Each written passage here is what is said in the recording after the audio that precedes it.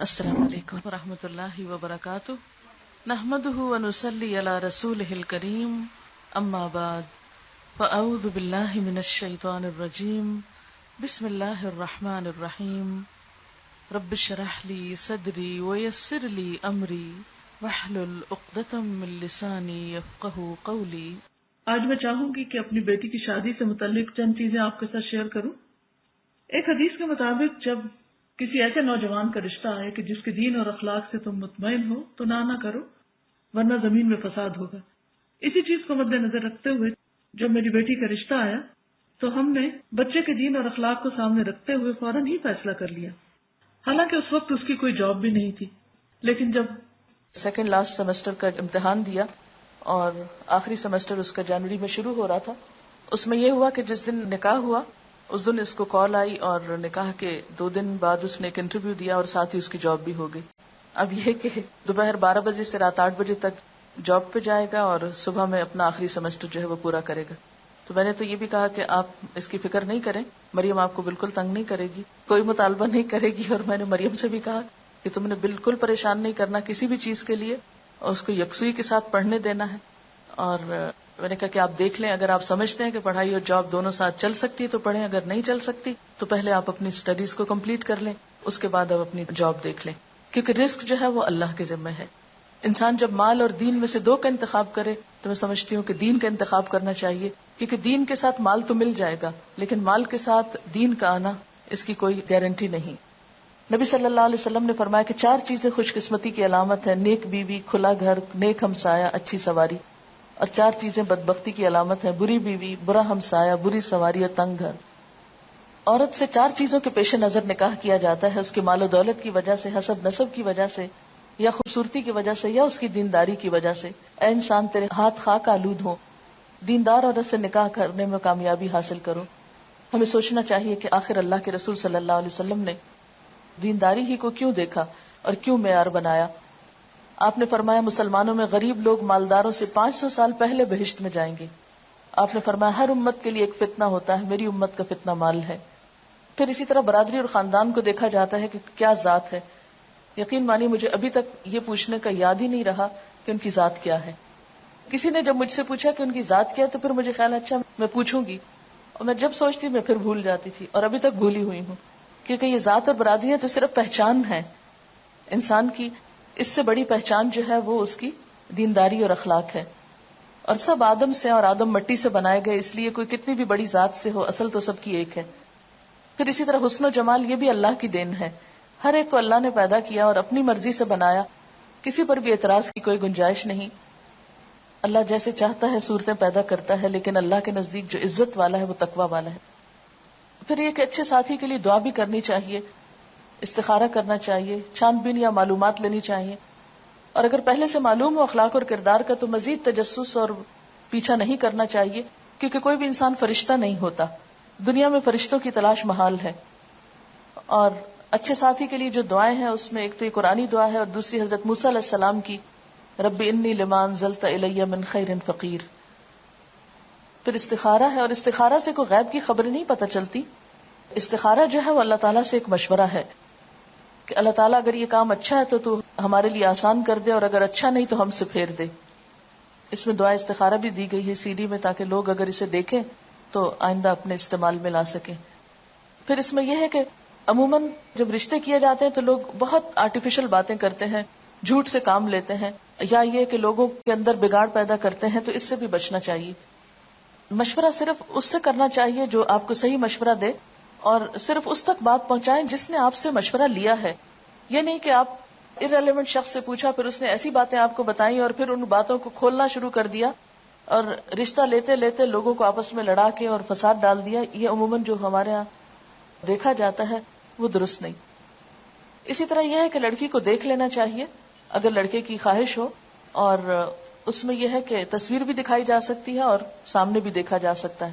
لیکن یہ ہے کہ اگر ممکن ہو تو پہلے سے دیکھ کر پھر پیغام بھیجا جائے، یا یہ کہ جب سب بات طے ہو جائے تو پھر آمنے سامنے لا کے دکھایا جا سکتا ہے. آپ صلی اللہ علیہ وسلم کو حضرت عائشہ کو دکھایا گیا تھا خواب میں. پھر یہ ہے کہ منگنی جب ہو جائے، بات طے ہو جائے، اس میں آپ کو یہ بتا دوں کہ منگنی کے موقع پر ہم نے ایسا نہ تو کوئی تقریب کی، نہ ہی کسی تحفوں کا تبادلہ کیا، نہ ہی انگوٹھی پہنائی، نہ انہوں نے انگوٹھی پہنائی، نہ ہم نے، نہ کوئی کپڑے وہ لائے، نہ ہم نے کپڑے بھیجے، نہ ہی کچھ اور. ہوا یہ کہ جب زبانی کلامی بات پکی ہو گئی تو اس کے بعد نیکسٹ ڈے جیسے ایک خوشی کے موقع پہ کچھ پھول وہ لے کر آئیں مریم کی جو ساس ہے.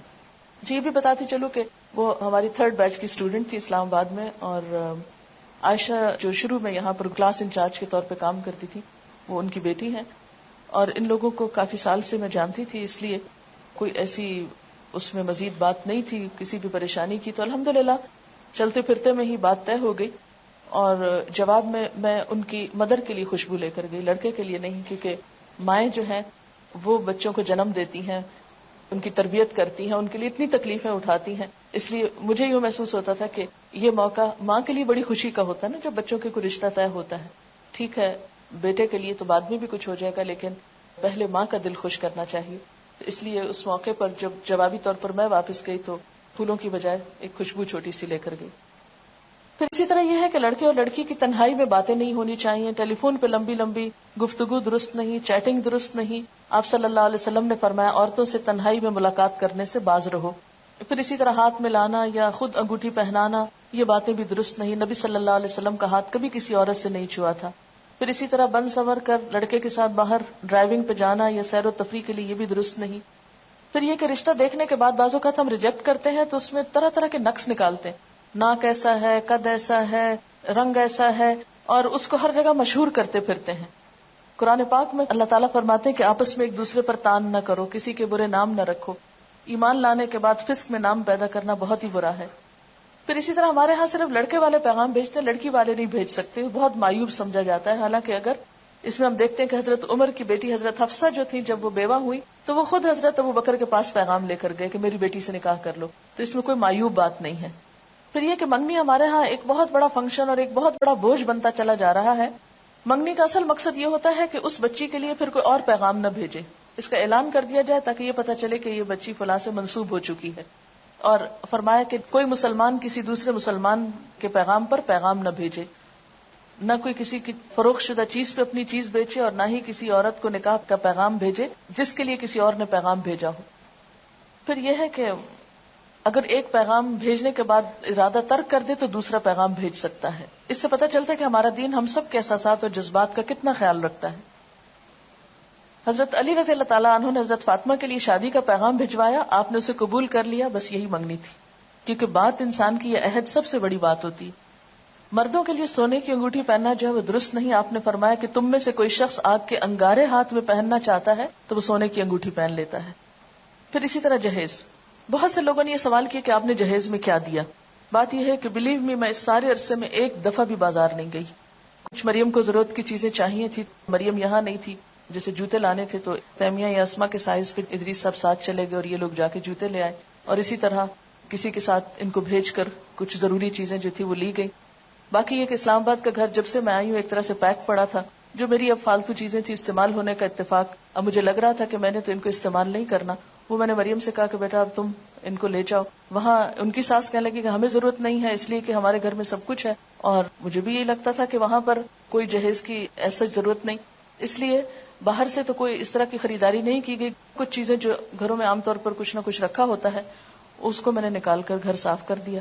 تو جب وہ کہتے تھے کہ یہ ہم کس طرح سنبھالے تو میں کہتے ہیں یہ آپ مجھ پر احسان کریں گے اگر میرے سے یہ چیزیں جو ہے ہٹ جائیں تاکہ میں یہاں آؤں تو مجھے اب سب کچھ خالی خالی صاف ستھرا نظر آئے کہ میں اپنا کام زیادہ بہتر طور پہ کر سکوں. تو الحمدللہ ایسا کوئی فرنیچر نہیں، کوئی کچھ نہیں، بلکہ اس کی جو بڑی نند ہے عائشہ، انہوں نے ان کا جو بیڈ روم ہے اس کا فرنیچر لیا، اور اسی طرح چھوٹی موٹی چیزیں کچھ گفٹ تھے رشتہ داروں کی طرف سے، تو اس میں کام چل گیا. لیکن کوئی ایسی تیاری کہ اس طرح کی لمبی چوڑی شاپنگ یا وہ چیزیں نہیں تھی. جہیز میں عام طور پر یہ ہے کہ قرض لیا جاتا ہے اور اس کے کمائی کے لیے آدمی لوگ جو ہیں وہ رشوت وغیرہ لینے پہ مجبور ہوتے ہیں. بعض اوقات کم چیزیں لانے پہ لڑکی کو تانے دیے جاتے ہیں، اور اسراف اور دکھاوا بھی اس میں بہت ہوتا ہے. تو اس میں یہ تھا کہ انسان ضرورت کی چیز تو اپنے لیے استعمال کرتا ہے، دکھاوے کا معلوم نہیں، اس میں دوسروں کو بتانے کی کیا ضرورت ہے. ایک عالمی ادارے کی رپورٹ کے مطابق پاکستان میں 1 کروڑ سے زائد لڑکیاں شادی کے انتظار میں ہیں. 40 لاکھ لڑکیاں ایسی ہیں جن کی شادی کی عمر بھی گزر گئی ہے. اور اس میں ایک بہت بڑی وجہ کیا ہے؟ جہیز کا نہ ہونا، یہ جہیز کا سٹینڈرڈ کے مطابق نہ ہونا. شادی کس کے ساتھ ہوتی ہے؟ لڑکی کے ساتھ یا جہیز کے ساتھ؟ آدم کے بیٹے کے پاس 2 وادیاں مال و دولت سے بھری ہوں تو وہ تیسری کے لیے خواہش کرے گا. حضرت علی کہتے ہیں کہ حضور صلی اللہ علیہ وسلم نے حضرت فاطمہ کو جہیز میں 1 چادر، 1 مشکیزہ اور 1 چمڑے کا تکیہ دیا تھا جس میں اذخر کی گھاس بھری ہوئی تھی. حضرت اسما کہتی ہے کہ فاطمہ جب رخصت کر کے حضرت علی کے ہاں بھیجی گئی تو ہم نے ان کے گھر میں اس کے سوا کچھ نہ پایا کہ وہاں ریت بچھی ہوئی تھی، 1 تکیہ تھا جو کھجور کی چھال سے بھرا ہوا تھا، 1 گھڑا اور 1 پانی پینے کا پیالہ تھا. کیونکہ ہماری طرح کا مروجہ جہیز نہیں تھا، انتہائی ضرورت کی چیزیں تھیں. سنت میں جہیز کی کوئی حیثیت نہیں. اور حضرت علی کے لیے وہ چیزیں بھیجنا بھی کس لیے تھا کہ آپ حضرت علی کی بھی کفالت کرتے تھے. گھر کی ضروریات کا انتظام کرنا لڑکی کے والدین کی نہیں، خود لڑکے کی ذمہ داری ہے. اس موقع پر لڑکے کو الٹا مہر دینا ہوتا ہے، اور اس کے لیے بھی ہم نے کوئی ایسی قرارداد طے نہیں کی کہ کتنا ہوگا اور کیا ہوگا. اور انہوں نے پوچھا بھی ہم سے کہ آپ کے ہاں کیا ہوتا ہے. ہم نے کہا ہمارے ہاں کچھ بھی نہیں ہوتا، جو آپ کرنا چاہیں آپ خوشی سے کر سکتے ہیں. عموماً جہیز اس لیے دیا جاتا ہے کہ لڑکی کو وراثت میں حصہ نہ دینا ہو، جبکہ وراثت میں حصہ دینا فرض میں ہے اور جہیز دینا نہ نفل ہے نہ سنت ہے. یہ ویسے اپنی خوشی کی بات ہے، تحفے کے طور پر کچھ بھی آپ دینا چاہیں یا گھر صاف کرنے کے لیے تو دے سکتے ہیں. پھر کچھ رسومات ہمارے ہاں بہت رواج پا گئی ہیں. شادی سے کچھ ہفتے پہلے یا اس کے بعد تاریخ مقرر کرنے کی جو رسم ہوتی ہے. پھر اسی طرح یہ ہے کہ وقت بھی ضائع ہوتا ہے، پیسوں کی بھی ناقدری، عبادات میں کوتاہی. تو الحمدللہ اس موقع پر کوئی نماز، کسی نماز میں تاخیر نہیں ہوئی، کوئی ایسا اسراف اور دکھاوا نہیں ہوا، کوئی اسٹیج نہیں تیار کی گئی تھی، اس کے بغیر بھی شادی ہو گئی. پھر اسی طرح کوئی پیلا جوڑا نہیں پہنایا گیا، بلکہ میں نے شدت سے منع کیا تھا کہ ایسا کوئی رنگ مجھے نظر بھی نہ آئے. بعض کہتا تھا نا کہ بھول کے انسان کوئی ایسی چیز پہلے پہن لیتا ہے. پوری طرح اس رسم کو جو ہے وہ ختم کرنا ہے. اب یہ دیکھیں، یہ 2 تصویریں ہیں، ایک انڈین تصویر ہے اور ایک پاکستانی. دونوں میں کیا فرق نظر آ رہا ہے آپ ہی پہچان سکتے ہیں، مجھے تو پہچان نہیں ہو رہی. پھر جہیز کی نمائش، یہ بھی 2 کمپیریزن ہے. پھر اسی طرح یہ ہے کہ ٹھیک ہے اگر کچھ تفریح ہو رہی ہے یا گانا بجانا ہو رہا ہے تو اس میں ڈانس کی تو کوئی گنجائش نہیں نکلتی. نبی صلی اللہ علیہ وسلم نے فرمایا جس گھر میں گھنگرو اور گھنٹے ہوں اس میں رحمت کے فرشتے داخل نہیں ہوتے، نہ ہی فرشتے ان لوگوں کے ساتھ رہتے ہیں جو گھنٹے استعمال کرتے ہیں. اپنے ہاتھوں سے اپنے آپ کو ہلاکت میں مت ڈالو. یعنی اللہ کی رحمت کو کیوں دور کرتے ہیں ہم ایسی چیزوں سے. آپ نے فرمایا اس امت کے لوگوں پر زمین میں دھنسانے، شکلیں مسخ ہونے اور پتھروں کی بارش برسنے کا عذاب آئے گا. مسلمانوں میں سے کسی نے عرض کیا یا رسول اللہ صلی اللہ علیہ وسلم یہ کب ہوگا؟ آپ نے فرمایا جب گانے بجانے والی عورتیں ظاہر ہوں گی، آلات موسیقی عام استعمال ہوں گے اور شرابیں پی جائیں گی. ترمذی کی روایت ہے. پھر اسی طرح مہندی کی تقریب میں ایک دوسرے پہ طنز، برا بلا کہنا، مذاق اڑانا، یہ بھی اسلامی تعلیمات کے برعکس ہے. پھر اسی طرح مہندی کے موقع پر کھانوں کا اہتمام جو ہے اور اس میں خصوصی ڈیکوریشن یلو کلر میں، یہ تو درست نہیں لیکن مہندی لگانا درست ہے. اس موقع پر ایسا کیا تھا کہ ہاسٹل کی سب بچیوں کو ہم نے اکٹھا کر لیا تھا باہر سے. صرف میری بہنیں تھی، مریم کی جو نندیں ہیں انہوں نے مریم کو مہندی لگائی اور میں نے ہاسٹل کی سب بچیوں کے ہاتھ پہ کچھ کچھ لگایا. اوٹ پٹانگ لکیریں ادھر ادھر تھوڑا تھوڑا. ایک بات بتانا میں بھول گئی کہ مریم چونکہ وہاں تھی تو میں نے کہا کہ کچھ کام تم شروع کرو، فارغ نہیں بیٹھو. تو کلاس نے اسماء الحسنہ نہیں ابھی پڑھے تھے، 2 کلاسز اس وقت وہاں چل رہی ہیں، ایک تعلیم القرآن کورس کی اور ایک دوسری. تو اس نے ان کو اسماء الحسنہ سکھانے شروع کی، جیسے اسماء یہاں پر یہ صورتوں کے نام وغیرہ سکھاتی. تو جو آخری دن تھا، یعنی شادی کا جو دن تھا، نکاح کا دن، اس دن اس کا بس صرف ٹائم ٹیبل تھوڑا تبدیل کیا تھا کہ صبح صبح اس کی کلاس تھی، لیکن یہ کہ اس دن بھی اس نے پڑھایا. پھر اسی طرح یہ ہے کہ کھانوں میں بہت زیادہ اسراف ہوتا ہے.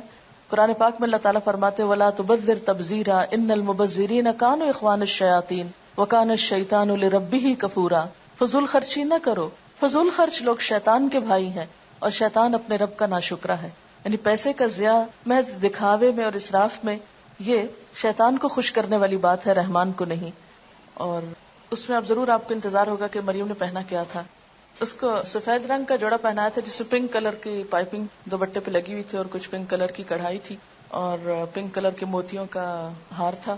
یہ شادی کے موقع پر جو فنکشن تھا اس میں پہنایا تھا. اس کے بعد یہ ہوا کہ جب نکاح ہوا، تقریب ختم ہوئی، دعا ہوئی اور اس کے بعد یہ لوگ چلے گئے واپس. بعد میں جو ہمارے مہمان تھے انہوں نے کچھ کھانا کھایا اور اس میں یہ تھا کہ جو ہاسٹل کی بچیاں تھیں ان کو ہم نے کھانے میں شریک کیا. باہر سے ایز سچ ہم نے کھانے کے لیے لوگوں کو نہیں بلایا تھا، رشتہ داروں کو تو obviously سب جمع تھے، ان کو کھانا کھانا تھا، کچھ دوست بھی، لیکن باقاعدہ اس طرح کی تقریب نہیں تھی یا کھانے کے انویٹیشن جس طرح عموماً دیے جاتے ہیں وہ نہیں تھے. اس کے بعد یہ تھا کہ میں یہ چاہتی تھی کہ مریم سب نمازیں وغیرہ پڑھ لے اور عشاء کی نماز پڑھنے کے بعد اس کی رخصتی ہو تاکہ نماز میں کوئی حرج نہ آئے، کیونکہ اگر دن کو یہ چلی جاتی ہے 5-7 منٹ کے راستے پہ تو گھر تھا 10 منٹ کا ہارڈلی راستہ ہوگا جہاں اس کو جانا تھا. تو میں نے کہا کہ ابھی جا کے اگر سارا دن بیٹھی رہے گی, ذرا وہاں جھجکے گی یا اور لوگ بھی ہوں گے, تو بہتر ہے کہ یہ اپنا ریلیکس ہو, آرام کرے گھر میں اور اس کے بعد جائے. یہاں ایک بات بتاؤں کہ اس موقع پہ مریم نے کوئی ناخن نہیں بڑھائے اور نہ ہی ناخنوں کے اوپر کوئی خاص چیز ایسی لگائی. اس کے بعد یہ تھا کہ رات کو اس کو دوبارہ پھر جب بھجوانا تھا تو اس کے لیے تیار کیا گیا تھا, تو اس موقع پر اس کو گولڈ پہنایا. اور چونکہ اب وہ اپنے شوہر کے لیے تیار ہو رہی تھی, نمائش کے لیے نہیں, تو میری چوڑیاں, جو کہ میرا سائز اب ہیوی ہو گیا ہے, تو میری ہی چوڑیاں کچھ رکھی ہوئی تھی کیونکہ مجھے تو بازار جانے کا اور کچھ بنوانے کا موقع نہیں تھا, تو ان کو میں نے اس کو دیا. اسی طرح میری اپنی کچھ جیولری پڑی ہوئی تھی, کچھ اس کے لیے گفٹ وغیرہ تھے, تو وہ اس کو پہنا کے اس کے ساتھ یہ تھا کہ رخصت کیا. اس میں یہ تھا کہ کسی خاص بیوٹی پارلر سے نہ کسی کو بلایا اور نہ ہی وہ کسی بیوٹی پارلر میں گئی اور نہ ہی اس کے لیے کوئی بہت اہتمام تھا. یہاں یسرا اور ایک آمنہ, ان کی مدر میری اسٹوڈنٹ ہے فرسٹ بیچ کی, تو دن میں انہوں نے اس کو تیار کیا تھا. شام میں میری ایک اور لسنر ہے, وہ بہت عرصے سے مجھے پیچھے تھی کہ میں نے کچھ آپ کے لیے کرنا ہے, تو مجھے کسی نے کہا کہ وہ بہت اچھی دلہن تیار کر لیتی ہیں, تو میں نے کہا کہ ٹھیک ہے آپ انہیں کو بلا لیں. تو شام کے وقت انہوں نے اس کو تیار کیا. شام کے وقت اور کچھ لوگ نہیں تھے, صرف میرے بہن بھائی تھے اور میرے سسرال کے سب لوگ تھے. اور اس میں جو ٹائم تھا کہ 8:30 بجے رخصت کرنا ہے, اور جب یہ لوگ پہنچے لینے کے لیے, اس وقت پھر کوئی خاص ہنگامہ نہیں ہوا. مریم سے میں نے کہا خود چلو, اور خود چل کے خیر گاڑی تک پہنچی, اس کو بٹھایا.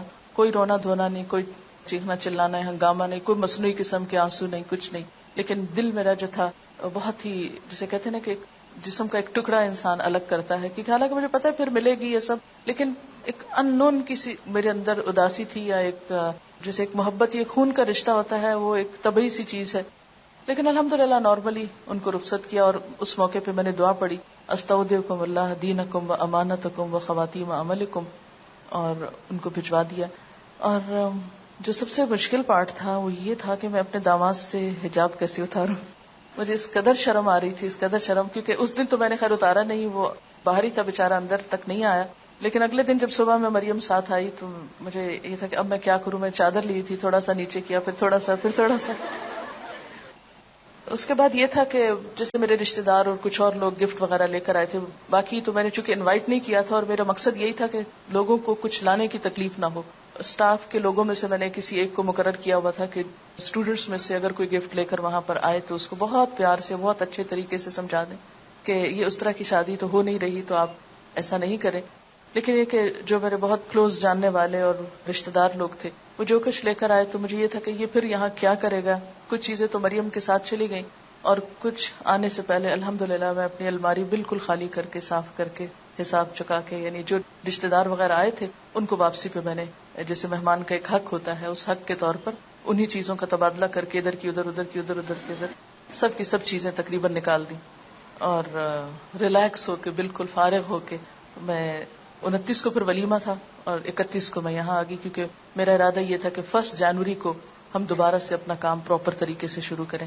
اور اس میں بھی یہ تھا کہ جیسے 27 کو شادی تھی, تو اگلے دن سیٹرڈے کو پھر میری کلاس تھی, اور پھر اسی طرح کلاس جو ہے وہ لی گئی. اور شادی کے موقع پر جیسے بارات اور سہرے کا ہوتا ہے, یہ بھی ہمیں سوچنا چاہیے کہ کس کی تقلید ہے. ہاں, بہت سے لوگوں نے پوچھا کہ مریم نے کیا پہنا, تو ان کا یہ خیال تھا شاید غرارہ یا کچھ اس طرح پہنے, تو قمیض شلوار تو مجھے خیال بھی نہیں آیا کہ یہ غرارہ ضروری ہے. میں اصل میں سوچ رہی تھی کہ جو میرا ڈریس ہے وہی وہ پہن لے گی, لیکن میں پتہ نہیں کہیں رکھ کے بھولی ہوئی تھی, وہ آخری مومنٹ تک مجھے ملا نہیں, بلکہ جب وہ چلی گئی تو بعد میں مجھے نظر آیا جب چیزیں ادھر ادھر صفائی میں کر رہی تھی. تو بہرحال نکاح کے ارکان جو ہے ولی کی موجودگی ہونی چاہیے, گواہ ہو, مہر ہو, خطبہ نکاح ہو, ایجاب و قبول ہو, اور اعلان نکاح ہو. یہ ہے اصل شادی. ولی کی موجودگی کیوں ضروری ہے, اس کی دلیل کیا ہے, وہ قرآن پاک میں آتی ہے. پھر اس کے بعد ولی میں کون کون لوگ شامل ہیں, پھر اگر کسی کا ولی نہ ہو تو وہ کیا کرے. نیکسٹ, زبردستی نکاح نہ کیا جائے. پھر نکاح میں لڑکی کی رضامندی ضروری ہے, اس سے پوچھا جائے. پھر اسی طرح یہ ہے کہ اگر لڑکی بولتی نہیں, خاموش رہتی, تو یہ خاموشی بھی اس کی اجازت ہے, لیکن رضامندی کے بغیر نکاح درست نہیں. پھر اسی طرح حضرت عائشہ کہتی ہیں, یہ حدیث دلچسپ ہے ذرا پچھلی والی. حضرت عائشہ کہتے ہیں کہ رسول اللہ صلی اللہ علیہ وسلم نے ان سے نکاح کیا جب ان کی عمر 7 سال تھی, اور ان کو آپ کے گھر بھیجا گیا جب ان کی عمر 9 سال تھی, اور ان کے کھلونے ان کے ساتھ تھے. جب حضور صلی اللہ علیہ وسلم فوت ہوئے تو ان کی عمر 18 سال تھی. عورت کو خود نکاح کرنے کی اجازت نہیں ہے اپنا. پھر مہر ہے, مہر کا دلیل کیا ہے, پھر مہر کی مقدار کتنی ہے, اس میں ہم حضرت عبد الرحمن بن عوف کی مثال دیکھتے ہیں کہ انہوں نے سونے کی گٹلی کے وزن پر عورت سے شادی کی. آپ نے فرمایا مبارک ہو, ولیمہ کرو, چاہے ایک بکری ہی کیوں نہ. ازواج مطہرات کے مہر جو تھے, حضرت عائشہ نے فرمایا کہ 12 اوقیہ اور 1 نش. پھر حضرت عائشہ نے پوچھا نش جانتے ہو کیا ہے؟ ابو سلمہ نے کہا نہیں. حضرت عائشہ نے فرمایا نصف اوقیہ اور یہ 12.5 اوقیہ 500 درہم بنتا ہے, یعنی 500 درہم ازواج مطہرات کا مہر تھا, جو اچھی رقم ہے. اور حضرت ام حبیبہ کا مہر جو تھا وہ 4000 تھا, 4000 درہم. قبول اسلام کو مہر قرار دیا گیا حضرت ام سلیم کی طرف سے. بہترین نکاح وہ ہے جو آسان ہو. ہمارے ہاں جو 32.5 روپے حق کے مہر ہے, اس کی کوئی حقیقت نہیں. پھر اسی طرح گواہوں کا موجود ہونا, گواہوں کے بغیر نکاح نہیں ہوتا. آپ نے فرمایا جو عورت ایسا کرتی وہ زنا کرتی. خطبہ نکاح میں ہم دیکھتے ہیں کہ 3 آیات میں 4 دفعہ تقوی کا حکم ہے کہ اللہ سے ڈرو تو زندگی اچھی گزرے گی. پھر ایجاب و قبول ہوتا ہے. 3 دفعہ پوچھا جاتا ہے لڑکے سے کہ اس حق کے مہر کے عوض یہ لڑکی تمہیں قبول ہے. جب وہ 3 دفعہ ہاں کرتا ہے تو پھر نکاح کی گرہ لگ جاتی. نیکسٹ, اس میں آڈیو لیکچر بھی CD کے اندر موجود ہے, وہ سنا جا سکتا ہے. مبارکباد کے کلمات مسنون. آپ نے فرمایا حلال اور حرام کے درمیان فرق کرنے والی چیز دف ہے, یعنی اعلان نکاح ہے. پھر عورت جب گھر آئے تو اس کے لیے دعا کرنی چاہیے. پھر دعوت ولیمہ ہے, اور یہ دعوت بھی اپنی حیثیت کے مطابق کرنی چاہیے, اور اس میں بھی اسراف اور دکھاوا نہیں ہونا چاہیے. ایک موقع پر آپ نے جو پکا کر کسی جگہ پر کھجور اور منقع اور خوشگوار پانی کہیں کھانا, یعنی مختلف طریقہ سے ولیمے کی دعوت کی گئی. آپ نے فرمایا ولیمے کا کھانا برا کھانا, وہ کھانا برا ہے جس میں خوشحال اور دولت مند لوگوں کو بلایا جائے اور فقراء کو چھوڑ دیا جائے. اس موقع پر ہمیں ایک تھوڑی سی مشکل یہ ہوئی, جیسے ولیمہ کی دعوت تھی, انیشلی جو انہوں نے انویٹیشن دیا, یہ ہمارے ہاں عام طور پر شادی کا جو خرچہ ہوتا ہے اس کی تھوڑی سی, مثلاً 8 لاکھ روپے 5 لاکھ روپے جو لوگ خرچ کرتے ہیں ایک عام شادی پر, اور اس کے مقابلے میں آپ دیکھیں کہ اللہ تعالیٰ کیا فرماتے ہیں, جو لوگ محض اپنا مال لوگوں کو دکھانے کے لیے خرچ کرتے ہیں اور در حقیقت نہ اللہ پر ایمان رکھتے ہیں نہ روز آخرت پر, سچ یہ ہے کہ شیطان جس کا رفیق ہوا اسے بہت ہی بری رفاقت میسر آئی. یعنی دکھاوے کے لیے اتنی رقمیں اڑانا جو ہے یہ سراسر غیر اسلامی ہے. آپ دیکھیں کہ تقریبات کے موقع پر 100 روپے فی کس کے حساب سے 8 روپے کا کھانا روزانہ پک رہا ہے, یہ ایک اخبار میں آیا تھا. یعنی روزانہ شہر میں جو کھانا پکتا ہے, ایک شادی میں نہیں کئی شادیوں کو جب ملایا جاتا ہے, 8 کروڑ روپے. یعنی اگر 100 روپے پر پرسن کا کھانا ہو تو ایک دن میں جو پک رہا ہے. پھر اسی طرح ہر سال پاکستانی 150 ارب روپے کا گوشت کھاتے ہیں. پھر اسی طرح دوسری طرف ہم دیکھتے ہیں کہ پاکستان کی 25% آبادی غذا کی کمی کا شکار ہے. 30% کھانا روز ضائع ہوتا ہے. صرف کراچی میں 2 کروڑ روپے مالیت کا کھانا روزانہ جھوٹا کر کے چھوڑ دیا جاتا ہے. یہ اخبار کے اسٹیٹسٹکس ہیں. یہ اعداد و شمار ہم سے کیا تقاضا کرتے ہیں؟ پاکستان کی کل آبادی 13 کروڑ ہے, اس میں سے 4 کروڑ 20 لاکھ لوگ, آبادی کا 30% حصہ انتہائی غریب ہے. 4 کروڑ 70 لاکھ لوگ, آبادی کا 62% لکھنا پڑھنا نہیں جانتے. 76% عورتیں پڑھی لکھی نہیں. 80 لاکھ بچے اسکول نہیں جاتے. 7 کروڑ 20 لاکھ لوگوں کا یعنی 53% حصہ حفظان صحت, ہسپتال اور طب کی سہولتیں میسر نہیں. 5 کروڑ 40 لاکھ لوگوں کو طبی سہولتیں میسر نہیں. 90 لاکھ بچوں کو مناسب غذائیت میسر نہیں. 6 کروڑ 10 لاکھ لوگوں کو صاف پینے کا پانی میسر نہیں. یہ فیڈرل بیورو آف سروے نے یہ رپورٹ پیش کی ہے. تو جس ملک کی آبادی کا حال یہ ہو, وہاں پر اتنا اسراف شادیوں کے موقع پر کسی طور پر بھی جائز نہیں. اگر اس پیسے کو ہم اپنی قوم کی تعلیم کے لیے خرچ کریں تو ہمارے لیے صدقہ جاریہ ہو. پرائمری اسکول کا 1 سال کا خرچہ 2 لاکھ روپے ہے. ایک بچے کی تعلیم 3000 روپے سالانہ ایوریج. پروفیشنل کالج میں ایک بچے کی تعلیم 12000 روپے سالانہ. ٹی بی کے مریض کا علاج 8000 روپے سالانہ.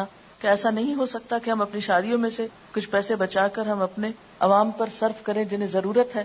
تو جو لوگ اپنے مال اللہ کی راہ میں صرف کرتے ہیں ان کے خرچ کی مثال ایسی ہے جیسے ایک دانہ بویا جائے اور اس سے 7 بالیں نکلیں, ہر بال میں 100 دانے ہوں. اسی طرح اللہ جس کے عمل کو چاہتا ہے افزونی عطا فرماتا ہے, وہ فراخ دست بھی ہے اور علیم بھی ہے. ایک اور چیز میں بتانا چاہوں گی, یہاں پر ایک انٹرویو ہے, اس وقت ٹائم نہیں. ہماری ایک اسٹوڈنٹ تھی سارا, جو IT ڈپارٹمنٹ میں کام کرتی تھی, ان کی شادی کس طرح ہوئی اور اس موقع پر کیا اچھی مثال پیش کی گئی. CD میں موجود ہے, جو لوگ یہ CD لیں. CD باہر فار سیل اب اویلیبل ہے, یعنی عام لوگوں کے لیے بھی اس کو پرنٹ کرا لیا گیا ہے. تو اس میں آپ دیکھیں کہ اگر اسی مال کو ہم اپنی دنیا اور آخرت سنوارنے کے لیے استعمال کریں، بنسبت اس کے کہ صرف ایک شادی کے موقع کو اپنی ذاتی خواہشات کی تکمیل کے لیے صرف اپنے دل کو یا اپنی آنکھوں کو ٹھنڈا کرنے کے لیے مال خرچ کریں. اس کی بجائے اگر ہم اسے باقاعدہ بہتر طرح استعمال کریں تو دنیا بھی ہماری بہتر ہو سکتی ہے اور آخرت بھی. اس میں صدقہ خیرات کر کے انسان کو بتانا تو نہیں چاہیے، لیکن تھوڑی سی مثال میں دوں گی کہ جیسے رشتہ داروں کا حق ہوتا ہے، تو میں نے کوشش یہ کی کہ شادی کے موقع پر جو گفٹ آئے ہیں وہ صرف مریم کو نہیں ملے بلکہ رشتہ داروں کو بھی ملے. اس کی کزنز جو ہیں یا ان کی جو اور رشتہ دار خواتین ہیں، جو بھی بچے یا بڑے یا جو بھی تھے، تو اس کو میں نے ان لوگوں کو بھی تقسیم کیا. اور یہ بھی میرے دل میں اللہ کی رضا تھی، نہ کہ یہ سوچا کہ ان کی طرف سے مجھے کچھ ملے یا یہ اگر کچھ لائے ہیں تو اس کا بدلہ ہو، نہیں، صرف ایک صلہ رحمی کے لیے. دوسرا یہ کہ مریم کو جیسے ولیمے کے موقع پر کچھ آنے والوں نے کچھ پیسے ویسے جو سلامی جس کو بولتے ہیں وہ دی، تو اگلے دن جب صبح میں آئی تو ایک لفافہ پکڑا ہو تو کہنے کہ ماما یہ الہدا میں ڈال دیں. میرا داماد بھی ساتھ تھا تو کہنے لگے کہ یہ ہم دونوں کی طرف سے الہدا کے لیے ہے. تو میں نے کہا کہ آپ لوگ ایک نئی زندگی شروع کر رہے ہیں، آپ کو اپنی ایجوکیشن وغیرہ کے لیے بھی ضرورت ہوگی تو آپ لوگ رکھیں اس کو. لیکن بالکل نہیں مانے اور بسد اصرار وہ پیسے جو ہیں وہ چھوڑ گئے. خیر میں نے بھی نہ پوچھا کہ کتنے ہیں اور نہ میں نے خود گنے، میں نے الہدا کی انتظامیہ کے حوالے کیے اور اس طرح زندگی کا ایک آغاز کیا گیا.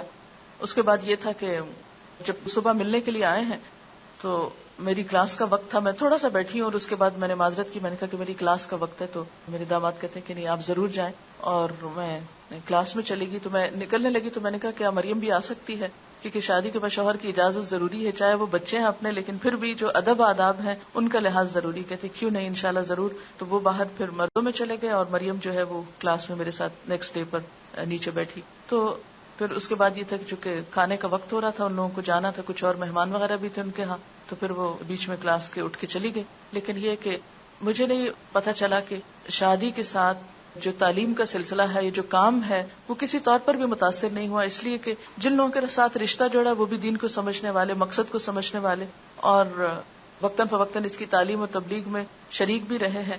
اس لیے الحمدللہ کسی موقع پر کوئی تکلف نہیں، کوئی بیڈ فیلنگ نہیں. میں اللہ کا کتنا شکر ادا کروں کہ میرے آنسو اس پہ نہیں تھمتے کہ اللہ تیرا کتنا شکر ہے کہ تھرو آؤٹ رشتہ لینے سے لے کر شادی کے یعنی آخر میں جو میں ان کو خدا حافظ کہہ کے آئی ہوں، اس سارے موقع تک ایک مرتبہ بھی اللہ کا 1000 لاکھ دفعہ شکر ہے کوئی بیڈ فیلنگ دونوں فریقین کے درمیان نہیں ہوئی. ورنہ عام طور پر کیا ہوتا ہے کہ شادی ہونے سے پہلے یا شادی کے دن یا شادی کے بعد کوئی نہ کوئی بہانہ ڈھونڈ لیا جاتا ہے ناراض ہونے کا، یا کوئی بہانہ ڈھونڈ لیا جاتا ہے ایک دوسرے کو ستانے کا یا پریشان کرنے کا. اصل حقیقی خوشی اور سکون اور راحت اور آرام کس میں ہے؟ مال و دولت کے دکھاوے یا اسراف اور لباس اور ان چیزوں میں نہیں ہے. اصل خوشی یہ ہے کہ انسانیت کا احترام ہو، ایک دوسرے کی عزت کی جائے، ایک دوسرے کو اس کا مقام دیا جائے، ایک دوسرے کی قدر پہچانی جائے. اور اس کا پورا لحاظ رکھا گیا، الحمدللہ دونوں طرف سے رکھا گیا. اس میں میرا کوئی کمال نہیں ہے یا میری طرف سے نہیں ہے. اگر ظاہر ہے کہ وہ لوگ کوآپریٹ نہیں کرے تو ہم کیا کر سکتے ہیں. لیکن چونکہ رشتہ اگر دین کی بنیاد پر ہوتا ہے اور دین کی روح اور اسپرٹ کو جاننے والے لوگ موجود ہوں تو پھر بہت سے معاملات طے کرنے میں مشکل نہیں ہوتی. یعنی کسی بھی معاملے میں یہ نہیں ہوا کہ اگر ہم نے کہا ایسا کر لیتے تو انہوں نے کہا نہیں یہ تو ہو نہیں سکتا، یا انہوں نے کہا کہ ایسا کرتے تو ہم نے کہا یہ تو پاسبل ہے. کہیں نہیں، دونوں فریقین نے ایک دوسرے کے ساتھ مکمل طور پر ہم آہنگی اور آپس میں اتفاق کا مظاہرہ کیا. شادی کے بعد یہ ہے کہ دونوں کا تعلق کیا ہے. ہن لباس لکم وانتم لباس لہن، وہ تمہارا لباس ہے تم ان کا لباس ہو. اس سلسلے میں جو خاص نصیحت میں نے مریم کو رخصتی کے وقت کی وہ کیا تھی کہ مریم تم ایک نئے گھر میں جا رہی ہو، لیکن یاد رکھنا یہ عارضی گھر ہے، اس سے آگے ایک پائیدار گھر تمہارا انتظار کر رہا ہے. اس زندگی کی خوشیوں میں اور اس زندگی کے سکون میں جا کر تم اپنی آخرت کو نہیں بھولنا.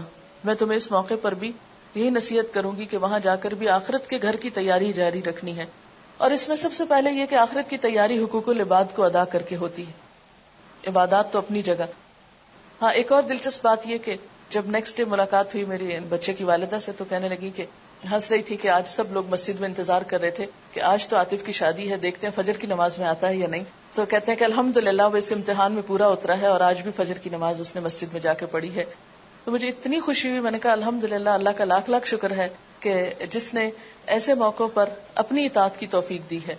ورنہ عموماً کیا ہوتا ہے خوشی کا موقع یا غم کا موقع سب سے پہلے ہم نماز روزہ یا انسانوں کے حقوق کو بھول جاتے ہیں بعض اوقات. تو اس میں یہ ہے کہ جو خاص تاکید میں نے کی کہ مجھے کوئی بھی چیز جو گھر میں ایسی ہو جو، کیونکہ انسان ہے اگر کسی قسم کی کوئی ناگوار فیلنگ بھی کبھی آئے اللہ نہ کرے مجھ تک نہیں پہنچانی، اس کو کہیں باہر جا کے ڈسکلوز نہیں کر، کسی دوست سے اس کا ذکر نہیں کرنا، اللہ سے دعا کرنی ہے اور مدد مانگنی ہے اور اس سفر کو جاری رکھنا ہے.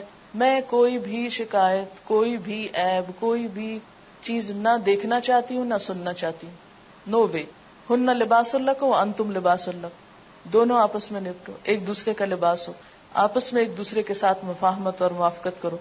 اور یعنی کہ لڑکا یا لڑکی بالغ ہوتے ہیں تو شادی ہوتی ہے، تو بالغ ہونے کا مطلب یہ کہ اب میچور بھی ہوں اور ایک دوسرے کا حق پہچانے. اس میں عموماً یہ ہوتا ہے کہ مائیں خود کریت کے پوچھتی کیا کھایا تھا، کیا پیا تھا، کیا ملا تھا. اچھا مجھے تو یہ بھی یاد نہیں رہا کہ لوگوں نے اس سے پوچھا اچھا تمہیں منہ دکھائی کیا ملا، اس کو سمجھ ہی نہیں پہلے آئی کہ یہ کیا کہہ رہے ہیں. لیکن مجھے کوئی انٹرسٹ نہیں ہوا کہ میں جا کے پوچھوں کہ اچھا کیا زیور تھا تمہارا، کیونکہ ہم نے کوئی زیور اس طرح ایسا منگایا نہیں کہ وہ وہاں سے لا کر دیں اور پھر یہ اس طرح پہنے. جو بھی آیا پہنا. میں نے نہیں ایک دفعہ آنکھ بھر کے بھی نہیں دیکھا کہ کیا چیز ہے، اس لیے کہ جس کا ہے اس کو اللہ نصیب کرے. اور باقی یہ ہے کہ نہ تو اس میں دکھاوا اور نہ ریاکاری اور نہ ہی کوئی دلچسپی. ہمیں چیز کسی کی ہو، دلچسپی ہمیں کس بات سے. اور باقی چیزیں تو ان چیزوں پہ مال قابل بھروسہ نہیں کہ اس کے بھروسے پر ہم سمجھے کہ مستقبل محفوظ ہو گیا. وہ تو آنی جانی چیز ہے. بھروسہ تو اصل اللہ کی ذات پر ہے کہ اسے راضی رکھا جائے، وہ ناراض نہ ہو، وہ اپنی رحمت کا دامن جو پھیلائے رکھے اور وہ منہ نہ موڑے ہم سے. بہرحال لباس جو ہے وہ خوبصورتی کا ذریعہ بھی ہے، عیب بھی چھپاتا ہے، آرام اور راحت کا سبب بھی ہے. پھر حقوق و فرائض کے اوپر کچھ باتیں ہیں. بیوی کے حقوق ہیں قرآن پاک اور احادیث کی روشنی میں. کتنی خوبصورت تعلیم ہے جو ہمارے دین نے ہمیں دی ہے. اگر ان پہ ہم عمل کریں تو بہت سی مشکلات حل ہو جائیں. حضرت عائشہ فرماتی ہے کہ میں آپ صلی اللہ علیہ وسلم کے ہاں گڑیوں سے کھیلا کرتی تھی، میری سہیلیاں بھی کھیلتی تھی. جب آپ تشریف لاتے تو سب ادھر ادھر چھپ جاتی، آپ ڈھونڈ ڈھونڈ کر ایک ایک کو میرے پاس بھیجتے تاکہ میرے ساتھ کھیلیں. بیوی بچوں پہ خرچ کرنا سب سے زیادہ اجر و ثواب کا باعث ہے. ہمارے ہاں یہ ہے کہ شوہر بیوی کی مدد نہ کرے گھر کے کام میں. میں مریم کو بار بار یہ تاکید کرتی تھی، دیکھو خدمت میں عزت ہے، خدمت سے تمہیں عزت ملے گی، خدمت سے تمہارا مقام بنے گا، خدمت سے محبت ملے گی، خدمت کو نہیں بھولنا. یہ بار بار میں اس کے کان میں ڈالتی رہی ہوں. یہ میں نے ضرور پوچھا کچھ کیا تھا یا نہیں، کیا کیا تھا، تو بتا رہی تھی کہ میں نے چھوٹا چھوٹا یہ کام شروع کیا لیکن ابھی مجھے کوئی کرنے نہیں دے رہا. تو اور عاطف ساتھ لگ جاتا ہے نا کہ چھوٹی چھوٹی چیزوں میں ساتھ مدد کرتا ہے. اب اس میں یہ ہے کہ ایک انجوائمنٹ بھی ہے مل کر کام کرنے میں، اور ایک سنت رسول صلی اللہ علیہ وسلم بھی ہے. پھر شوہر کے حقوق ہیں، اطاعت ہے. میں نے خاص تاکید کی کہ دیکھو اس سے پوچھے بغیر کوئی کام نہیں کرنا، نہ کسی کو اپنے گھر آنے کے لیے دعوت دینا اس سے پوچھے بغیر، نہ ہی پوچھے بغیر کہیں جانا. ہوا یہ کہ جب ولیمے کے بعد سب خاندان والے لوگ آپس میں مل رہے تھے تو میرے بھائی کھڑے تھے سب، تو میرے جو بھائی وہ کہنے لگے کہ مریم کل آپ لوگ ہمارے ہاں کھانے پر آ جائیں، پھر میں بھی چلی جاؤں گی تو بہتر ہے کہ سارا خاندان وہاں پر جمع ہو جائے. تو عاطف نے کہا ٹھیک ہے ہم آ جائیں گے. میں نے کہا نہیں عاطف، امی ابو سے پوچھ کر پھر ہاں کریں، تاکہ یہ نہ ہو کہ ابھی بچے ہیں، ابھی والدین ساتھ ہیں تو والدین کے مشورے سے ہی کہیں کمٹمنٹ کی جائے. تو مریم کو بھی بار بار میں یہ تاکید کرتی رہی، دیکھو پوچھے بغیر خود سے فیصلے نہیں کرنے بیٹھ جانا، ساتھ لے کر سب کچھ چلنا. قیامت کے دن اللہ تعالیٰ اس عورت کی طرف نظر اٹھا کے نہ دیکھے گا جو شوہر کی ناشکری ہوگی، حالانکہ عورت کسی وقت بھی شوہر سے بے نیاز نہیں ہو سکتی. نبی صلی اللہ علیہ وسلم نے فرمایا مومن کے لیے خوف خدا کے بعد سب سے زیادہ مفید اور باعث خیر نعمت نیک بیوی ہے. جب وہ اسے کسی کام کا کہے تو خوشی سے کر دے، جب اس پہ نگاہ ڈالے تو خوش کر دے، جب اس کے بھروسے پہ قسم کھا بیٹھے تو قسم پوری کر دے، جب وہ کہیں چلا جائے تو اس کے پیچھے اپنی عزت و آبرو کی حفاظت کرے، شوہر کے مال و اسباب کی نگرانی میں شوہر کی خیر خواہ اور وفادار رہے. پھر یہ کہ سسرال سے اچھا سلوک جب تک نہ ہو اس وقت تک بات نہیں بنتی. تو اس پر بھی ایک آڈیو لیکچر ہے چھوٹا سا. کیا ہم نے کبھی سوچا ہم اخلاق سے وہ فتح حاصل کر سکتے ہیں جو بڑی بڑی جنگوں سے حاصل نہیں ہوتی، یعنی دلوں کو تسخیر کر کے ان پہ حکمرانی کر سکتے ہیں. دعا بھی مانگنی چاہیے، ربنا ہب لنا من ازواجنا وذریاتنا قرۃ اعین واجعلنا للمتقین اماما. یہ CD یہاں کی ملٹی میڈیا ڈپارٹمنٹ نے تیار کی تھی اور یہ اب سیل کے لیے اویلیبل ہے. جو بھی آج کل شادیوں کا موسم ہے، آپ خرید کر لوگوں کو شادی کے تحفے کے طور پر دے سکتے ہیں. ہو سکتا ہے کوئی بات ان کی سمجھ میں آ جائے اور ان کی زندگی بھی سمر جائے انشاءاللہ تعالی. جو لوگ شادی پر گئے ہوئے تھے تو میں چاہ رہی تھی کہ وہ بھی اپنی تھوڑی سی فیلنگ بتا دیں تو اچھا ہے. السلام علیکم. میڈم نے سب کچھ خود ہی بتا دیا سارا. میرے ذہن میں بھی یہی سب باتیں تھیں، لیکن ایک چیز جو مجھے وہاں فیل ہوئی وہ یہ کہ اصل میں اس دن کلاس میں جب یہ شادی کا سب کچھ فنکشن ہو رہا تھا تو دل خوش تھا بہت زیادہ. ہم اور کچھ نہیں کر رہے تھے، یا تو سوائے اس کے کہ اگر نظمیں پڑھ رہے تھے لوگ تو ہم بھی شامل ہو جائے یا پھر تکبیرات، لیکن فیلنگز یہ تھیں کہ ہم ٹوٹلی انوالو ہیں اس خوشی میں. اور مجھے قرآن مجید کی وہ آیت یاد آ رہی تھی جس میں آپ صلی اللہ علیہ وسلم کے بارے میں کہا گیا نا کہ ان کو اس لیے بھیجا گیا تاکہ وہ تمہارے اوپر جو بوجھ لادے گئے ان کو اتاریں. تو مجھے بھی یہ شادی دیکھ کر ایسا لگ رہا تھا جیسے ہمارے اوپر سے بہت سارے بوجھ اتار دیے گئے ہوں نا, بہت ریلیکس کر دیا ہمیں. تو اسی وجہ سے اندر دل خوش تھا کہ بہت ہلکی شادی لگ رہی تھی, خوشی بھی بہت زیادہ تھی اور کوئی مشکل اور کوئی بوجھ اس طرح کی کوئی چیز فیل نہیں ہو رہی تھی. اس کے علاوہ میں نے میڈم سے بہت سیکھا اس میں یہ کہ ایک تو میڈم کی خوشی سے کہ عموماً مائیں بہت غمگین اور اس طرح کی نظر آتی ہیں, لیکن الحمدللہ کہ ان کو دیکھ دیکھ کے اور بھی زیادہ خوشی ہو رہی تھی. اور پھر جب کھانے کا ٹائم تھا ہمارا تو سب لوگ کھانا کھا رہے تھے, مہمان وغیرہ جو یہاں سے کچھ لوگ گئے ہوئے تھے اور بھی جو کچھ لوگ مہمان کے طور پہ آئے ہوئے تھے. تو میڈم خود ان سب کو دیکھ رہی تھی. میں کھا رہی تھی اور میں نے ایک دم دیکھا جب میڈم ادھر ادھر گھوم رہی ہیں, پوچھ رہی ہیں کہ آپ لوگوں نے لیا یا نہیں لیا, آپ کو کچھ چاہیے یا نہیں چاہیے. تو مجھ سے کھایا نہیں جا رہا تھا, مجھے سمجھ نہیں آ رہا تھا کہ میں اٹھ کے ان کو بٹھاؤں, کیسے ان کو کہوں کہ میں چیک کرتی ہوں. لیکن ہر کوئی منع کر رہا تھا میڈم کو کہ آپ لیں, آپ بیٹھے, لیکن وہ ہر ایک کپ کے پاس جا جا کر خود چیک کر رہی تھی. تو میں نے بہت سیکھا کہ ہم بالکل ایسے موقعوں پر کاموں سے فارغ ہو کر بیٹھ جاتے ہیں نا, ایسے موقعوں پر بھی اتنی مصروفیت کے باوجود بھی ان چیزوں میں خود انوالو رہنا. تو اور یہی چیز میں نے ولیمے میں بھی میڈم سے بہت سیکھی کہ تھوڑی دیر ایک جگہ میڈم بیٹھ رہی تھی اور جب ایک ہلکا بن جاتا تو میڈم ہاتھ چھوڑ کے کسی اور جگہ پہ جا کے بیٹھ جاتی. جب وہاں پر مزید ایک ہلکا بنتا, کچھ باتیں کراتی تو پھر کہیں اور چلی جاتی. ایسا جب کھانے کا ٹائم ہوا تو سب کو میڈم نے خود کہا کہ آپ لوگ اٹھیں اور لیں. الگ سے میڈم نے اپنے لیے کھانا نہیں لگوانے دیا کہ الگ ٹیبل لگے اور وہاں پہ بیٹھ کے کھائیں. تو اور خود میڈم نے پھر اپنے لیے کھانا لیا جس طرح باقی سب مہمان لے رہے تھے, تو اسی طرح میڈم نے خود ڈالا بھی, لیا بھی. اور جیسے میڈم بتا رہی ہیں کہ میڈم نے مریم کو نصیحتیں کی اپنے سسرال کے بارے میں اور چیزوں کے بارے میں, تو اسی طرح جب میڈم کھانا کھانے لگی ولیمے والے دن تو میں میڈم کے پاس ہی بیٹھی ہوئی تھی. اتنے کچھ مہمان آئے تو میں تو نہیں جانتی تھی ان کو, لیکن میڈم نے ان کو ایک دم دیکھا اور ایک دم کھڑی ہو گئی, کہتی ہے میرا سسرال تو اب آیا. اور میڈم فوراً آگے گئی اور جا کے وہیں اپنی سب چیزیں چھوڑ کے اور جا کر ان کو ملی اور پھر اپنی ساس کو انہوں نے آ کے بٹھایا چیئر پہ, اور باقی سب لوگوں کا مجھے بھی بتایا کہ میری فلاں میری یہ ہے, فلاں میری یہ ہے. تو میں نے بہت سیکھا کہ جو نصیحتیں وہ اپنی بیٹی کو کر رہی ہیں وہی ساری چیزیں ان کی اپنی پریکٹیکل لائف میں بھی ہیں. تو اللہ کرے کہ ہم سب ایسی ہی بنے. السلام علیکم. جب میڈم بات کر رہی تھی کہ مہندی سب کو وہاں لگی تو میں دیکھ رہی تھی کہ بہت حسرت بھری آوازیں آ رہی تھیں. تو میں بتانا چاہ رہی تھی کہ جو چیز نصیب میں نہ ہو وہ نہیں ملتی. ہم یہاں سے شریک ہونے وہاں گئے تھے لیکن مہندی نہیں لگوا سکے کیونکہ لیٹ ہو گئے تھے.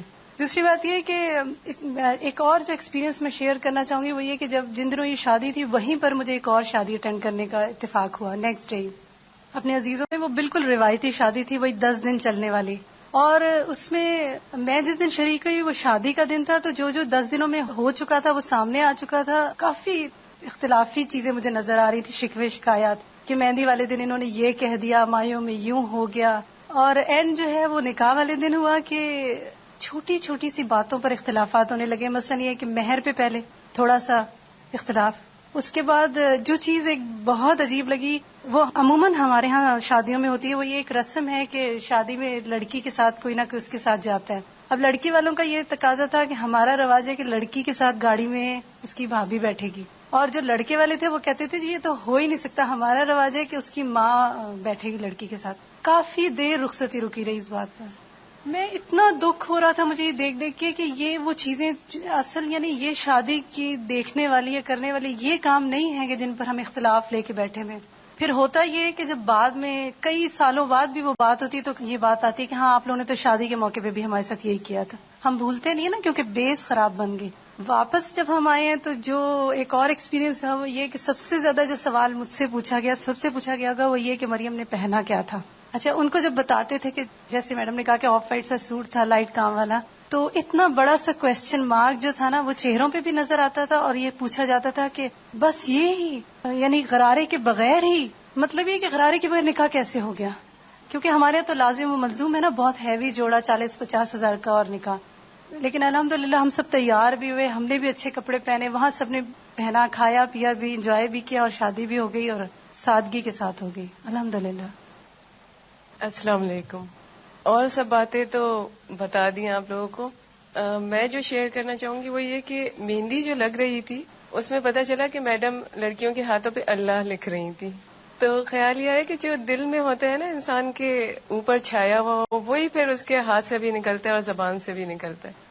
اور پھر یہ کہ مجھے بھی ایک اور شادی میں جانے کا اتفاق ہوا. شادی تو ابھی شروع نہیں ہوئی تھی، ابھی تیاریاں ہی ہو رہی تھی، لیکن اتنی تیاریاں تھیں اور اتنے پریشان تھے وہاں کے لوگ. تو میں سوچ رہی تھی کہ یہاں پر ہمیں پتہ چلا کہ شادی کا مینیو بھی ایک دن پہلے ہی پوچھا گیا، ڈیسائیڈ کیا گیا، اور لوگ پریشان تھے کہ کیا مینیو ہوگا، لیکن میڈم بڑے آرام سے تھیں. اور ایک دن پہلے مینیو ڈیسائیڈ ہوا، جو کہ گوشت کا سالن تھا اور مٹر چاول تھے، اور بہت ہی لذیذ بنا ہوا تھا کھانا. اور زیادہ پرلطف بات یہ تھی کہ میڈم ہماری میزبانی کر رہی تھی اور اٹھا کے پوچھ رہی تھی. اور مجھے یہ خیال آ رہا تھا کہ یہاں ہم اپنے استاد کی مہمان بننے میں اتنے خوش ہیں، تو جنت میں جب اللہ تعالیٰ ہماری مہمانی کریں گے تو ہم کتنے خوش ہوں گے.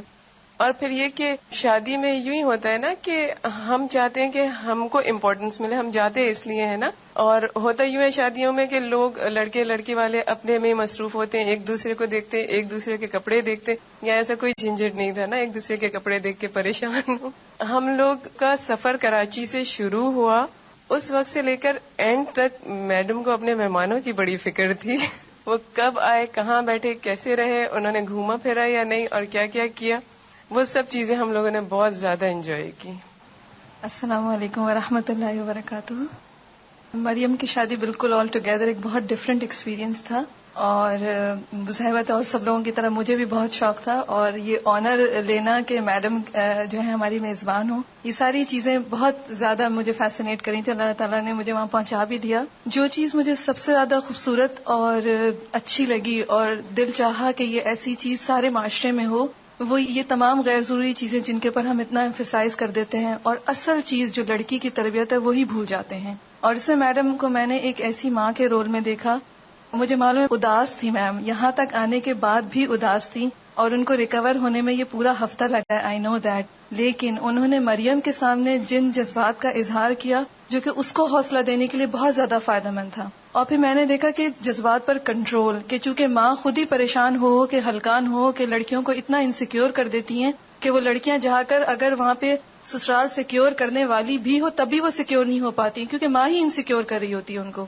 اور دوسری چیز جو مجھے خوبصورت لگی وہ یہ کہ جب میں میری اسی وقت فلائٹ میری لیٹ ہو گئی تھی، تو جب میں پہنچی ہوں تو یہ سب شروع ہونے والا تھا. تو مجھے بالکل انٹرنس پہ اسما اور تیمیہ اور عائشہ کی جو چھوٹی بہن، وہ سب بہت ماشاءاللہ بہت پیاری تیار ہوئی ہوئی، اور سب ان کو، اور وہ اتنی خوش، ان کے چہروں پہ خوشی، اور وہ ہم سب بھی آف کورس سب کے سب بہت خوش تھے. اور مریم بھی ماشاءاللہ بہت پیاری لگ رہی تھی، اور اس کے چہرے پہ اتنی انوسینس تھی جو کہ عام طور پر وہ جو اوپری میک اپ اور اتنی زیادہ لڑکیوں کو پریشان کر کے وہ مصنوعی طور پر وہ جو خوبصورت بننے کا ایک معیار حاصل کرنا ہوتا ہے، اس کی دہشت جو ہوتی ہے لڑکیوں پہ، وہ اس کے چہرے پہ نہیں مجھے نظر آئی. اور بہت انوسینس سی خوشی تھی، بہت پیاری سی مسکراہٹ تھی اس کی، اور بہت پیاری چھوٹی سی لگ رہی تھی نا وہ، کہ اتنی مجھے بہت پیار آ رہا تھا اس کے اوپر. اور پھر جیسے کہ مہمانوں وغیرہ کا میم کا جو رول تھا، ایک ماں کے طور پر اور ایک گھریلو خاتون کے طور پر اور ایک میزبان کے طور پر، وہ مجھے بہت خوبصورت لگا جیسے کہ ابھی ذکر کیا گیا. اور پھر سب سے اچھی بات یہ تھی کہ کوئی ایسا نہیں تھا کہ تقویٰ ہے تو تیاری نہیں ہے. ولیمے والے دن بھی ماشاءاللہ سب کے سب اتنے اچھے تیار ہوئے تھے، میم بھی اتنی پیاری لگ رہی تھی، اور سب لوگ کے پہچانے نہیں جا رہے تھے. مجھے بھی کوئی نہیں پہچان رہا تھا اور میں بھی کسی کو نہیں پہچان رہی تھی. الحمدللہ that was the beautiful part کہ ہم الحمدللہ جب خوشی کا موقع آئے گا تو سب کے سب اچھے سے تیار بھی ہوں گے، سب زینت بھی کریں گے. And that was totally segregated شادی. یہ لائک ولیمہ جو تھا ٹوٹلی سیگریگیٹڈ تھا. یہاں پر بہت زمانے بعد میں نے کوئی بہت اچھی سیگریگیٹڈ شادی دیکھی جس میں کہ بہت اچھا تیار ہونے کا موقع ملا. اور یہ ہوا کہ ون آن ون سیگریگیشن تو ہوتا ہے لیکن کانسٹنٹلی ویٹرز وغیرہ یا کچھ نہ کچھ آتے رہتے ہیں، لیکن یہاں پر ایسا کچھ نہیں ہوا. اور مریم بھی کوئی ایسی بہت آرٹیفیشل دلہن کے طور پر نہیں بیٹھی ہوئی تھی، بلکہ وہ بھی بہت کیجول سی تھی. اور آف کورس میم کی میزبانی تو کہ وہ ہمیں اصرار کر رہی تھی کہ آپ لیں، that was the an honour, جو کہ واقعی بہت ہی خوبصورت لگا. اور اس ساری چیز میں مجھے یہ بات یہ لگی کہ جو شخص جس کی زندگی میں مقاصد ہوں، ایک ٹرو پرپز ہو، جیسے کل بھی ہم بات کر رہے تھے خوشو کی، کہ وہ جو وہ ٹوٹلی فوکسڈ ہوتا ہے تو یہ زندگی کی ساری چیزیں تو ساتھ چلتی ہیں، وہ اسی کے اندر وہ ساری چیزیں اسی ایک مقصد کو سرو کر رہی ہوتی ہے. اور مجھے یہ ساری چیز لگی جیسے مریم کی شادی بھی جو ہے وہ ایک اس مقصد کی طرف لوگوں کو لانے کا ذریعہ بن گیا. جیسے اب یہاں پہ ہم کراچی میں بھی ہم اتنے سارے لوگ سن رہے ہیں اور ہم جنہوں نے دیکھا جو گئے پھر یہ CD جائے گی، یعنی پھر وہ ساری چیزیں وہ سارے کام جو کہ عام لوگوں کی زندگی میں چلتے ہیں اسی طرح ان لوگوں کی زندگیوں میں بھی چلتے ہیں جن کی زندگی میں مقاصد ہوتے ہیں، لیکن پھر وہ سب کے سب اس مقصد کو سرو کرتے ہیں. اور اب میں نے دیکھا کہ بغیر کسی ایکسٹرا میڈم کو کوئی چھٹیاں نہیں لینی پڑی یا کچھ ایسا نہیں ہوا اور اس کے باوجود بھی وہ کام ہو گیا. اس کا مطلب ہے ایک بہت آسان اور خوبصورت کام جس کو ہم نے اتنا بھونڈا اور مشکل والا بنا لیا ہے کہ اس میں ساری توجہ جو صرف ظاہری اس پہ رہتی ہے اور لڑکیوں کی تربیت یا ماں کا جو رول ہے یا خاندان کا جو رول ہے اس سے ہٹ جاتی ہے سب کی توجہ. جیسے کہ ابھی وہ بتا رہی تھی کہ لڑائیاں شروع ہو گئیں، اب اس میں کسی نے فوکس نہیں کیا کہ وہ جو لڑکی جا رہی ہے وہ جس لڑکی کی شادی ہو رہی ہے ان کو کیا کرنا ہے. اصل تو کام یہ ہے نا اس شادی کا. تو اللہ کرے کہ یہ شادی ایسی ہوئی ہو کہ جس کی وجہ سے بہت ساری شادیاں بہت اچھی ہو جائیں اور بہت ساری دعائیں ہماری ان دونوں کے لیے. اور مجھے ایئرپورٹ پہ آتے ہوئے میم کو وہ خداحافظ کرنے آئی تھی تو میں میڈم کو یہ دیکھ رہی تھی کہ میڈم نے بہت خوش اور نارمل اور بہت پرسکون سے انداز میں اس کو خداحافظ کر رہی تھی اور وہ دونوں بھی بہت خوش ماشاءاللہ لگ رہے تھے. تو بہت ساری دعاؤں کے ساتھ ہم سب کی دعائیں ان کے ساتھ ہیں اور اللہ تعالیٰ ہمارے معاشرے میں ایسی ہی شادیاں سمپل اور جو کہ انسانوں کے رویوں اور انسانوں کے جذبات اور بہترین اخلاق کے ساتھ اور شرافت اور دینداری کے ساتھ ہوں، ایسی ہی شادیاں ہوں. مریم اور میرا ساتھ کافی رہا کیونکہ ہم لوگوں کی ایج بالکل سیم ہے تو ہم لوگوں کی دوستی بھی بہت زیادہ ہے. اور اب جو مجھے لگتا ہے وہ یہ کہ میرے گھر ایک دوست آئی ہوئی ہے بس، اور کچھ بھی نہیں. ایک نند اور بھابھی کا کانسیپٹ بالکل نہیں ہے. جب ابھی فرحت آنٹی نے کہا کہ نند آ رہی ہے تو مجھے بہت عجیب سا لگ رہا تھا کہ پتہ نہیں کیا چیز آ رہی ہے. بالکل دوستوں سا رویہ ہے ہم لوگوں کا. اور میری چھوٹی بہن کہہ رہی تھی کہ پتہ نہیں جب مریم آئے گی تو میں اس طرح لیٹ سکوں گی کہ نہیں اس بیڈ پہ یا نہیں. اور وہ شاید اگلا ہی دن تھا کہ وہ اس طرح لیٹی ہوئی اور کہہ رہی تھی عظمیٰ یاد ہے نا میں تمہیں کہہ رہی تھی کہ میں اس طرح لیٹ سکوں گی کہ نہیں. اتنی یعنی جلدی فرینکنیس ہو گئی کیونکہ ہم لوگوں کے مائنڈ سیم تھے، ہم لوگوں کی باتیں سیم تھی اور ہم لوگوں کا ایم انشاءاللہ سیم ہے اور سیم رہے گا. ایک اور چھوٹی سی بات جو کہ سر کے حوالے سے کہ اتفاق سے سر ولیمے کے نیکسٹ ڈے مجھے ملے الہدا میں، تو میں نے ان کو سلام کر کے مبارکباد دی. اور میرے ساتھ ایک اور میری کولیگ تھی تو انہوں نے پوچھا سر کیسا فیل ہو رہا ہے آپ کو؟ تو انہوں نے کہا کہ تھوڑی دیر وہ رکے پھر کہنے لگے کہ ایک پلا پلایا بیٹا مل گیا. اور میں یہ سوچ رہی تھی کہ کتنی پازیٹیوٹی دین انسان کو کتنا پازیٹیو بنا دیتا ہے کہ انہوں نے یہ نہیں کہا کہ ہاں بیٹی چلی گئی گھر خالی ہو گیا. انہوں نے اپنے ایکسپریشن کا اظہار کیا کہ دکھ ہوا لیکن آج جب میں نے صبح اس سے ملا تو میرا مطلب وہ دکھ یا اداسی ختم ہو گئی. لیکن پہلی جو بات ان کی زبان سے نکلی وہ اتنی پازیٹیو بات تھی کہ انہوں نے کہا مجھے پلا پلایا بیٹا مل گیا. جب مریم اور وہ دونوں مل کے ماما مجھے کہتے ہیں تو مجھے اتنا عجیب لگتا ہے کہ اتنا بڑا بیٹا ماشاءاللہ. اور کوئی فوٹو سیشن نہیں ہوا. مجھے بس تھوڑا سا افسوس یہ تھا کہ میرا انیشلی پروگرام یہی تھا کہ اس کلاس میں یہاں پر سب ہوگا، لیکن بس اللہ کو شاید یہی منظور تھا کہ وہاں جا کر مجھے لگا کہ مریم تھوڑا سیٹل ہو رہی ہے موسم کے اعتبار سے. اور پھر میں نے کہا کہ اب اس میں مجھے پھر ایک بلا وجہ کا تکلف لگا کہ مریم کو واپس لاؤں، خود آؤں. اور ساتھ یہ ہے کہ یہ سب لوگ وہاں سے ٹریول کر کے یہاں آئے، یہاں سے صرف نکاح کر کے پھر واپس جائیں، پھر ولیمہ کریں. موسم کا اتنا فرق ہے، ان لوگوں کے لیے پریشانی ہوگی. تو میں نے کہا کہ ہم نے تو آنا ہی ہے ولیمے پہ، کیوں نہ ہم یہیں آ جائیں اور یہیں سے نکاح ہو جائے. تو اس سہولت کو دیکھ کے پھر میں نے، اور پھر یہ کہ میری بھی اور ادریس صاحب کی سب رشتے دار اور فیملی وغیرہ جو تھی وہ اسی طرف رہتے ہیں، تو مجھے یہ تھا کہ ان سب میں سے کچھ کو تو کراچی آنا پڑے گا. بےچارے آئیں گے اور رہ بھی نہیں پائیں گے اور پھر الٹے پاؤں واپس پھر جائیں گے، پھر وہاں ولیمہ اٹینڈ کریں گے، تو سب کو زحمت دینے والی بات ہے. لیکن یہ کہ انشاءاللہ اگر اللہ تعالیٰ نے پھر کوئی موقع زندگی میں دیا یہاں تو کسی اور موقع پر صحیح انشاءاللہ. السلام علیکم. الحمدللہ مجھے بھی موقع ملا جانے کا. بالکل ڈفرینٹ ایکسپیرینس تھا. جو کچھ دیکھا وہ مجھے ایسا لگتا ہے میں بتا نہیں سکوں گی. اور الحمدللہ اتنی خوشی تھی کہ کئی بار آنکھوں میں آنسو آتے تھے. اور کہ اللہ تعالیٰ اس دنیا میں آج کل کے دور میں اس طرح کی شادی کو، یعنی جو کچھ میڈم اس سے پہلے نکاح کے درس میں جو کچھ کہتی رہیں تو وہ انہوں نے عملی طور پہ کر کے دکھایا. اور سب سے بڑی بات یہ ہے کہ وہاں کا پریمیسز مجھے بہت اچھا لگا. الہدا کا جو سارا سیٹ اپ ہے وہ بہت اچھا تھا. اور دعا میری ہر دم یہی رہی کہ اللہ تعالیٰ ہمیں اس طرح کی یہاں پر بھی ایک جگہ عطا فرمائے. آپ سب لوگ اس دعا کو ضرور کیا کریں. ٹھیک ہے، جزاک اللہ. عام طور پر مجھے کاموں میں رات کافی دیر ہو جاتی ہے سونے میں، لیکن حیرت کی بات ہے کہ شادی سے ایک رات پہلے میں تقریباً رات 9-9:30 بجے سو گئی. اور پتہ نہیں مجھے نیند آنے لگی اور نماز مجھے نہیں پڑھنا تھی، تو میں نے کہا چلے میں تھوڑا سا لیٹ جاتی ہوں. جو ہی لیٹی تو میں گہری نیند سو گئی اور سویرے اٹھی. تو میں سوچ رہی تھی کہ عام طور پر شادیوں پر لوگوں کی نیند کتنی خراب ہوتی ہے. اور کتنے کتنے رات کو دیر سے سوتے ہیں، پھر صبح کی نماز نہیں ہوتی، پھر دن میں نمازیں جاری ہوتی ہیں. اس سے ایسا لگا کہ جسے میں کافی پچھلے دنوں ٹریول کر رہی تھی، پہلے اسلام آباد تھی، پھر کراچی آئی، موسم بدلا، پھر واپس اسلام آباد، تو اس کی وجہ سے وہ ایک ابھی تک میں روٹین میں نہیں جیسے آ پا رہی تھی. لیکن اس نیند نے مجھے اتنا فریش کر دیا کہ اگلے 2 دن جو تھے وہ میرے لیے بہت آسان ہو گئے. اس موقع پر ایک دعا میں نے سب کے لیے کی تھی کہ اللہ تعالیٰ میری ساری روحانی بیٹیوں کی شادیاں بہت اچھی جگہ اور بہت جلد ہو جائیں. سبحانک اللہم و بحمدک نشہد ان لا الہ الا انت نستغفرک و نتوب الیک. والسلام علیکم و رحمۃ اللہ وبرکاتہ.